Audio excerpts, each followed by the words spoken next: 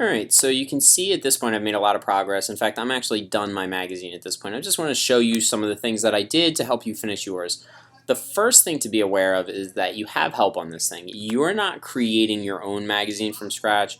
What you're doing is just making an issue of an existing magazine. So use that to your advantage. What I have here is I have a bunch of covers that I saved onto my desktop. I mentioned for you guys to do that earlier. This is where they're going to come in handy because you're trying to pick fonts for these things and see, well, are all these things the same font? What about, like, should everything be the same size? Should be different sizes? All of that will kind of shine through in the originals that you saved. You can kind of get a feel for what that company does.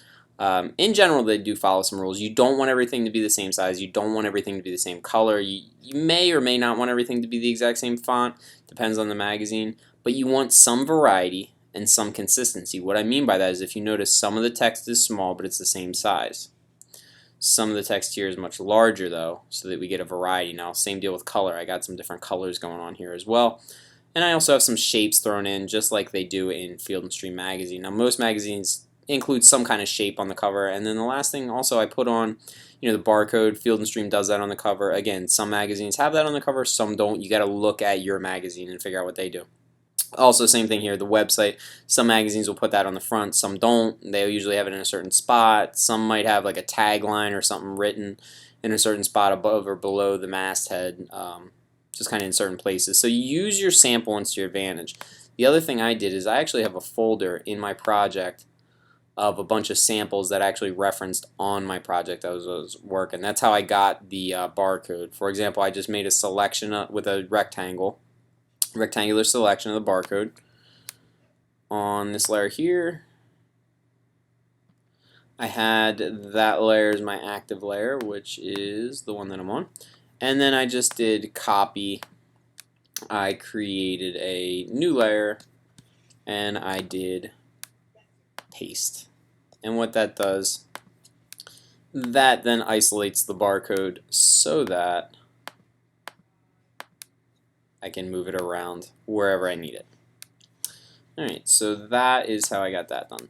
So there's your barcode. Other things we want to look at. The reason that you, your family, your pets, whatever's on the cover is on the cover, that is called your main cover line. So that is the one that you want to be bigger than everything else. When people are looking at magazines, they look at the cover very quickly before they buy it. And if you have a main image on here and people can see why that thing's on the cover, and you kind of give them a reason, some kind of thing to think about, something that they want to read on the inside, that's going to draw more people into buying your magazine. So the main cover line is your biggest one. A lot of times magazines then will have some small explanation kind of with that. Again, Field & Stream does this a lot, I noticed, so that's kind of why I did this. And again, I picked the font based off of the fonts that they were using, so I tried to match that up as closely as possible. I tried to match their style as closely as possible. Then Field & Stream does at the top a lot, little tidbits of like other articles, again, that just kind of draw people in. And if you notice, what I did there is I kind of matched their style. I tried to get alignment too. Like if you notice, new lines up with field. All this left side here lines up. These are kind of evenly spaced. The tops are supposed to line up. I noticed that this mouth-watering thing, I got to move down just a little bit.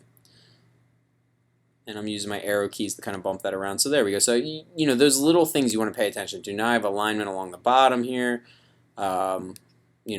Just different things to kind of look at. Now your other cover lines and your main cover line and all that, you're going to make these up. You don't have to use from like a real magazine and recreate what they wrote. You're writing things that kind of pertain to you and your project.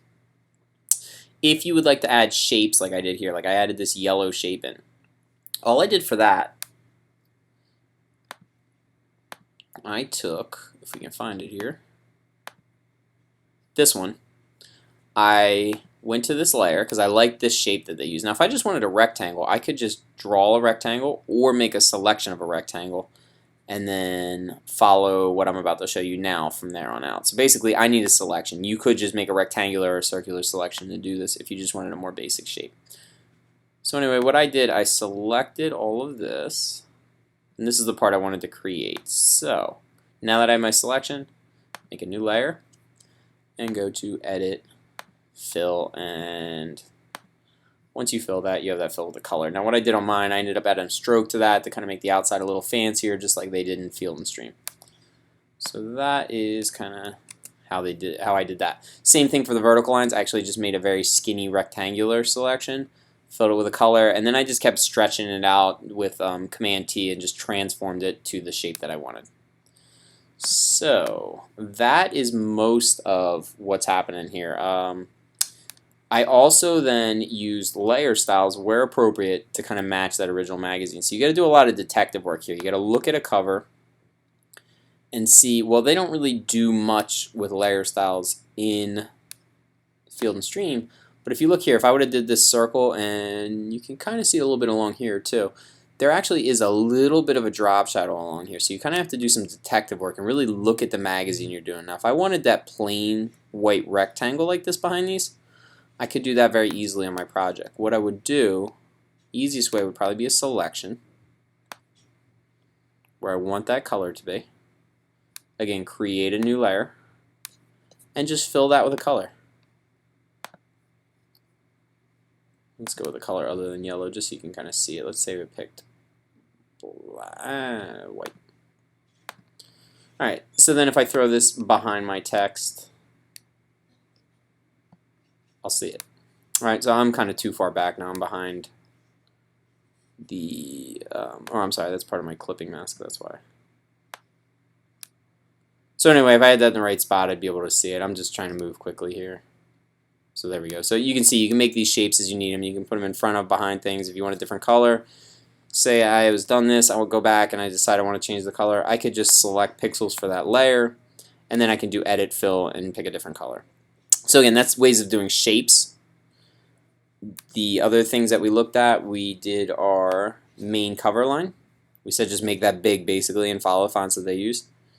You see they have little explanations for their main cover line, and then they have other ones at the top for Field and Stream. Now, other magazines will put them in different spots. The key is don't cover up the main areas of your picture as you're doing this. You want to leave those main image areas, so that you can see them and work your titles around that. So if you notice, I did it at the bottom here where it wasn't as important. So just different things to think about.